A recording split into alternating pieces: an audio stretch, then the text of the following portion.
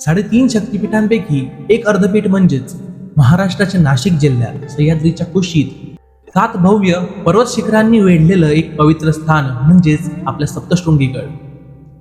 हे एक असं ठिकाण आहे जिथे श्रद्धा आणि निसर्ग यांचा एक अद्भुत संगम पाहायला मिळतो. नाशिक जिल्ह्यातील कळवण तालुक्याजवळ सप्तशृंगी गड वसलेला आहे. समुद्र सपाटीपासून सुमारे 4,650 फूट उंचीवर असलेला हा गड परिसर आपल्याला डोंगर रांगा, खोल दऱ्या आणि हिरवगार निसर्गासाठीही प्रसिद्ध आहे.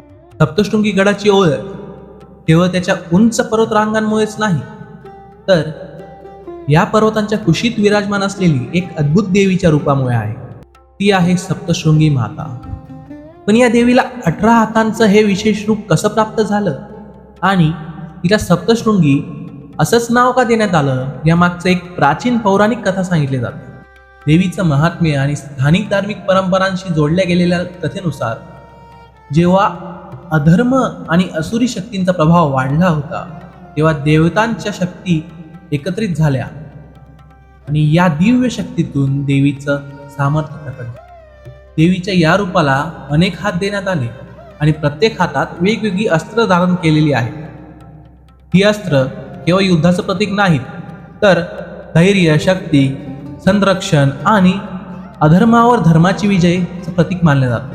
सप्तशृंगी मातेच्या मंदिरातील मूर्तीला 18 भुजा असलेल्या तिचं रूप हे महाराष्ट्रातील देवींच्या इतर रूपांपेक्षा विशेष आणि वैशिष्ट्यपूर्ण मानले जाते.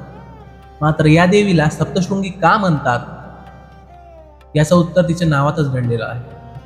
सप्त म्हणजे 7 आणि शृंग म्हणजे शिखर. या पवित्र स्थानाभोवती असलेल्या 7 शिखरांमुळे देवीला सप्तशृंगी हे नाव प्राप्त झाल्याची धार्मिक मान्यता आहे.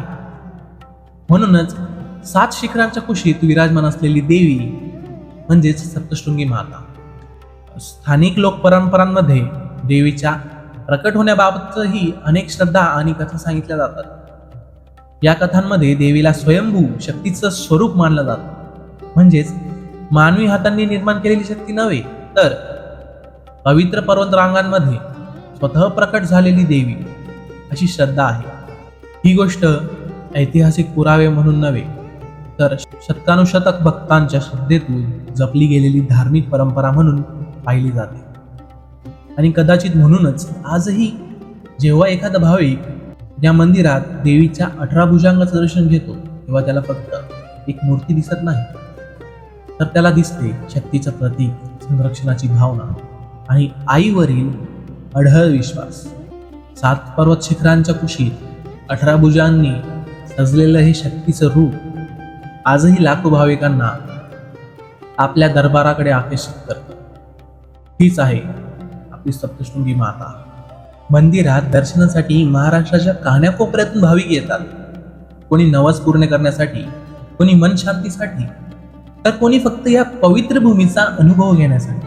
पूर्वी भाविकांना मंदिरापर्यंत पोहोचण्यासाठी मोठा पायी प्रवास करावा लागत असे, पण आज रस्ते आणि सुविधांमुळे गडावर पोहोचणे तुलनेने सोपे झाले आहे. मात्र गडावर पोहोचल्यानंतरही मंदिराकडे जाण्याच्या पायऱ्या चढताना या प्रवासाची खरी अनुभूती मिळते.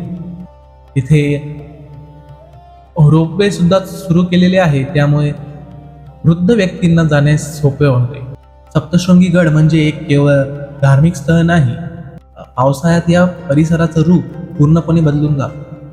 डोंगरांवर पसरलेली हिरवळ, धुक्याची चादर, दऱ्यांमधून वाहणारा वारा आणि आकाशाला भिडणारी पर्वत शिखरं, हे दृश्य पाहताना काही क्षणासाठी माणूस स्वतःलाच विसरून जातो. सप्तशृंगी गडावर वर्षभर विविध धार्मिक कार्यक्रम आणि उत्सव साजरे केले जातात. विशेषतः नवरात्र आणि चैत्र उत्सवाच्या काळात येथे मोठ्या संख्येने भाविक दर्शनासाठी येतात. गडाचा परिसर या काळात भक्ती, परंपरा आणि उत्साहाने भरून जातो. घंटानाद, जय सप्तशृंगी मातेचा जयघोष आणि देवीच्या दर्शनासाठी लागलेल्या रांगा संपूर्ण वातावरण भक्तिमय करून टाकतात. काही ठिकाण आपण पाहतो, काही ठिकाण आपण अनुभवतो, पण काही ठिकाण अशी असतात जी आपल्या मनात कायमची घर करून जातात. सप्तशृंगी गड हे एक असंच ठिकाण आहे. इथे येणाऱ्या प्रत्येक भाविकासाठी देवीचं स्थान वेगळं आहे. कुणासाठी ती आई आहे, कुणासाठी ती शक्ती आहे, तर कुणासाठी आयुष्याच्या प्रत्येक संकटात आधार देणारी श्रद्धा. 7 शिखरांच्या कुशीत वसलेली, हजारो भाविकांच्या श्रद्धेने उजळलेली आणि सह्याद्रीच्या निसर्गाने सजलेली हीच आहे सप्तशृंगी गडाची ओळख. नाशिकच्या भूमीतील हे पवित्र स्थान आपल्याला एक गोष्ट नक्की शिकवतं की श्रद्धा असेल तर प्रत्येक डोंगराचा प्रवास सोपा वाटतो आणि मनात विश्वास असेल तर प्रत्येक वाट आपल्याला आपल्या धैर्यापर्यंत घेऊन जाते. जय सप्तशृंगी माता. पायरी एक एक चढताना आई नाव तुझं ओठान, नाय सुद्ध मला कोणाची भरले रूप तुझं डोल्या, आलं पायाशी आई तुझे हे मला पदरान ग, हे मला पदरान. पालखीला नाचील गुलाल उधळून चैत्राचे महिन्यान ग, चैत्राचे महिन्यान ग आई तुझं देऊळ साजते फुलाले डोंगरान ग, फुलाले डोंगरान. पालखीला नाचील गुलाल उधळून चैत्राचे महिन्यान ग, चैत्राचे महिन्यान.